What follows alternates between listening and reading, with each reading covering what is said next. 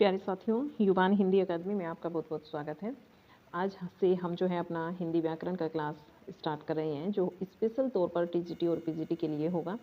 तो चलिएगा, व्याकरण का सबसे पहले मैं आपको सिलेबस बता देती हूँ कि हमें यहाँ पर कौन कौन सी चीज़ें पढ़नी हैं। देखिए, सबसे पहले हम वर्णमाला का अध्ययन करेंगे, फिर संज्ञा, सर्वनाम, विशेषण, क्रिया।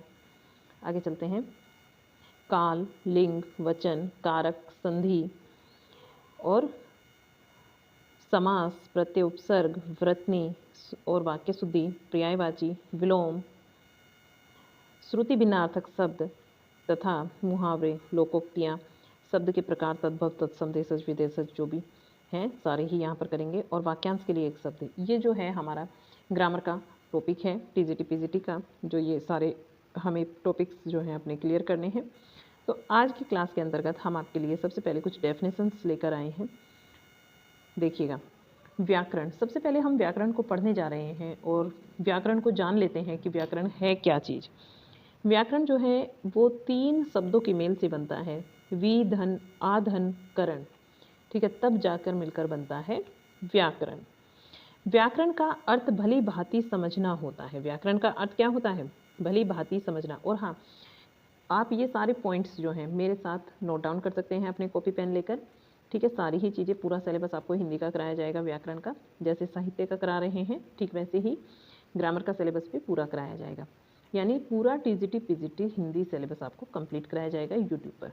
तो क्लास आज का जो है हमारा पहला क्लास होगा, इसमें आप हमारे साथ जुड़े रहिए, ठीक है। अंत तक क्लास को जरूर देखिएगा। महत्वपूर्ण चीज़ें हैं जो क्लास के लास्ट तक जाते जाते बताई जाती हैं कि ये चीज़ें आपकी एग्जाम में रिपीट हुई हैं और ये चीज़ें आपकी मोस्ट इम्पॉर्टेंट हैं, ठीक है। तो चलिएगा, क्लास को कंटिन्यू करते हैं। व्याकरण जो है इसका अर्थ होता है भली भांति समझना। व्याकरण यानी जिस शास्त्र में शब्दों के रूप और प्रयोग के नियमों का निरूपण होता है उसे हम व्याकरण कहते हैं। वर्ण विचार, वर्ण विचार क्या होता है? व्याकरण के उस भाग को कहते हैं, वर्ण विचार व्याकरण के उस भाग को कहते हैं जिसमें वर्णों के आकार, उसके भेद और उसके उच्चारण तथा उसके मेल से शब्द बनाने के नियमों का निरूपण होता है, उसी को हम वर्ण विचार कहते हैं। नेक्स्ट, वर्ण को देख लेते हैं। वर्ण क्या होता है, क्योंकि ये डेफिनेशंस जो है एग्जाम में पूछी हुई है। वर्ण, ध्वनि के लिखित रूप को वर्ण कहते हैं। वर्ण किसे कहते हैं? ध्वनि के लिखित रूप को वर्ण कहते हैं। वर्ण को ध्वनि चिन्ह भी कहते हैं। वर्ण को क्या कहते हैं? ध्वनि चिन्ह भी कहते हैं। लघुत्तम वाक ध्वनि को वर्ण कहते हैं। वर्ण की एक और डेफिनेशन है, लघुत्तम वाक ध्वनि को वर्ण कहते हैं। एक और डेफिनेशन, भाषा की लघुत्तम इकाई को वर्ण कहते हैं। भाषा की जो लघुत्तम इकाई है उसको क्या कहते हैं? वर्ण कहते हैं। एक और डेफिनेशन है भाषा की, वर्ण की, कि भाषा की सबसे छोटी इकाई वर्ण कहलाती है, ठीक है। ये 4 तरीके से, आपको 5 तरीके से वर्ण को समझाया गया है, तो ये जरूर याद रखना है कि वर्ण क्या होता है। ध्वनि के लिखित रूप को वर्ण कहेंगे, ध्वनि चिन्ह को भी वर्ण कहेंगे, लघुत्तम वाक ध्वनि को वर्ण कहते हैं, भाषा की लघुत्तम इकाई को वर्ण कहते हैं, और भाषा की जो सबसे छोटी इकाई है इसे भी वर्ण कहते हैं। वर्ण उस मूल ध्वनि को कहते हैं जिसके खंड नहीं किए जा सकते। वर्ण किसको बोलते हैं? उस मूल ध्वनि को कहते हैं जिसके खंड नहीं किए जा सकते, जैसे कि ए, ई, क और ख। ये जो है मूल ध्वनियाँ हैं, इनके हम इससे अलग खंड नहीं कर सकते। नेक्स्ट, शब्द, शब्द किसे कहते हैं? शब्द जो है भाषा की लघुत्तम सार्थक इकाई शब्द कहलाती है। भाषा की लघुत्तम स्वतंत्र सार्थक इकाई शब्द कहलाती है। 2 तरीके से आपको शब्द को बताया गया।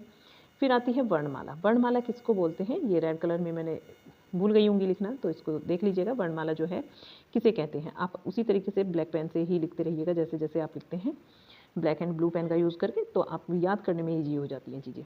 वर्णमाला, वर्णों के व्यवस्थित समूह को वर्णमाला कहते हैं। नेक्स्ट पॉइंट, वर्णों के उच्चारण समूह को क्या कहते हैं? वर्णमाला कहते हैं। वर्णों के उच्चारण समूह को वर्णमाला कहते हैं। और ये हो गई आपकी। फिर वर्णों के समुदाय को वर्णमाला कहते हैं। वर्णमाला की भी आपने 3 डेफिनेशन देखी। मूलतः हिंदी वर्णमाला में 52 वर्ण हैं। कितने वर्णों को काउंट किया गया है? हिंदी वर्णमाला के अंतर्गत पूछा जाता है, एग्जाम में ये आता भी है, तो 52 वर्णों को। नेक्स्ट देखिए, कामता प्रसाद गुरु के अनुसार हिंदी वर्णमाला में 43 वर्ण हैं। कामता प्रसाद गुरु के अनुसार क्या है, हिंदी वर्णमाला के अंतर्गत पूछा जाता है कितने वर्ण हैं, 43 वर्ण हैं। यहाँ आपने सारी डेफिनेशन देखी। कल का जो हमारा क्लास होगा वो वर्णमाला को लेकर होगा। आज हमने क्या देखा, सिलेबस देखा, सारा हमने अपना सिलेबस किया और इस सिलेबस के अंतर्गत हमने सारी डेफिनेशन देखी, शब्द की, वर्ण की, वर्णमाला की, ठीक है, वर्ण विचार की डेफिनेशन हमने की और व्याकरण की डेफिनेशन हमने की है। तो ये चीज़ें आपकी क्लियर हुई होंगी, ठीक है। इनको अपनी कॉपी पेन लेकर बैठिएगा और व्याकरण की जो है एक अलग से कॉपी बनाइए, तभी आप क्लियर चीज़ें समझ पाएंगे एक अच्छे तरीके से। चलिएगा, कल के क्लास को हम वर्णमाला से स्टार्ट करेंगे।